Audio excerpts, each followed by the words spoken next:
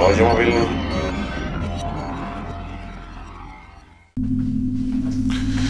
Kad smo stigli doma, ode ona da spava, a ja uključim televiziju. Vidim neke političare tamo. Tad prvi put u životu osjetim razumijevanje za sve ove koji su kod nas danas na iglu. Ajde, kad vidiš one političare, a jedini ti je lijek droga, jebi moca konj. Posle 2-3 sata odem do sobe da vidim kako je, znaš, nađi me onako zgrčen tamo. Slušaj, diži se ako te onaj tvoj vidi ovako. On neće biti human kajan, on će ti izvadi silikone i iz sisa, i iz usta, a bogom i iz guzice. Poče da kuka kao svinja kukavica. Pomagaj, brate, vadi me iz trenutne situacije.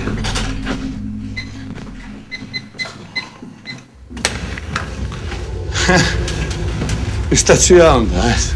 Legnem pored nje, uradim jedino što mi je bilo preostalo, a šta sam moga drugo. Kad sam završio, Boga mi se bolje osjećala, znaš, onako nasmijana, fino, čak mi je pozvala da se istuširamo zajedno.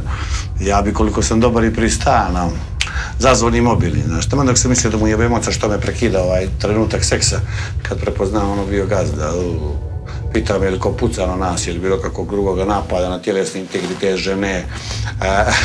Svako jednom sam do tog momenta dijelio sve dobro sa sebe i sve loše sa nje. Ne, šefe, sve je u redu, šefe. Dobro, kaže on, vidim, zadovoljen. Morat ću jedno vrijeme da se sklonim iz grada, znaš.